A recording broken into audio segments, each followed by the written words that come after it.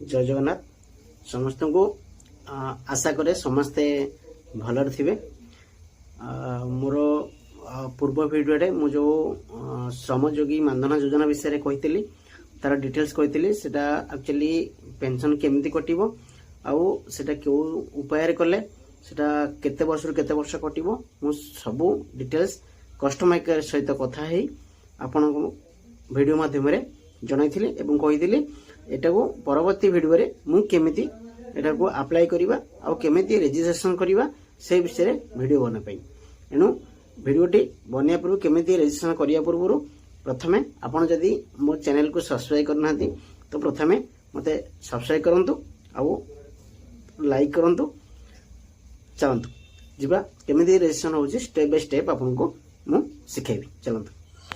चलंतु प्रथमे मोबाइल जो मेसेज आछि से मेसेज ऊपर क्लिक करंतु।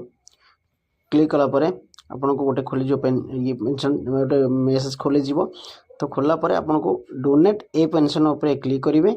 डोनेट ए पेंशन क्लिक कला परे आपन को आउट पेंशन आसीबो जोटा कि आपण एनरोल ऊपर क्लिक करिवे। ई श्रम डॉट यस आउ नो अछि यस नो ऊपर आपण क्लिक करिवे।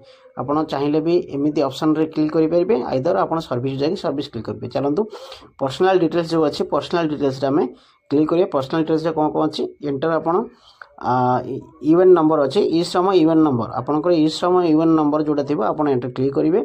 आपनकर आधार नंबर क्लिक करिवे। आधार नंबर क्लिक कला परे आपण गोटे ओटीपी ऑप्शन क्लिक करिवे जोटा कि आपण आधार नंबर जो मेंशन थिबो जो नंबर से नंबर गोटे ओटीपी जीवो तो ओटीपी आपण क्लिक करिवे तो ओटीपी आपण मोबाइल को आसी जीवो तो मोबाइल को ओटीपी आसला परे आपण ओटीपी फिलअप करिवे। तो OTP fill up करसिवे।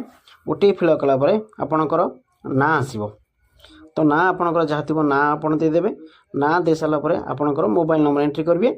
Mobile number entry कला परे मोबाइल नंबर को गोटे ओटीपी आसो तो मोबाइल नंबर एंट्री ओटीपी आस सारा पर ओटीपी टाक आप फिल कर दिंतु। ओटीपी फिल कर सारा पर आपणकर पुणी किसी डिटेल्स आसो जोटा कि आप जेंडर अच्छी आपणकर पर्सनल एड्रेस अच्छी तो एड्रेस आसला पर आपण ईपीएफओ रे आपण अछंती ना ईपीएफओ रे नाहाती तने ईपीएफओ अकाउंट आपनकर अछि जदि आपण यस करिवे जदि नो नाही नो करिवे। जदि ईपीएफओ अकाउंट नथिबो ताले एटा हे परिबोनी तने ईपीएफओ पाकरे आपण नो करिवे। नो कर साला परे आपनको पुणी आ गोटे मेसेज आसीबो आपनको मोबाइल की गोटे ओटीपी आसीबो तो मोबाइल ओटीपी पुणी फिलअप करिवे। आपण आपनकर वेरीफाई कर साला परे आपण मेल आईडी देबे। मेल आईडी परे आपनकर एंटर करिवे आपनकर पैन आपनकर पैन ऊपर जो नंबर टी थिबो पैन नंबर टी आपण दे देबे आ पैन रे भी अपलोड करिवे। पैन रो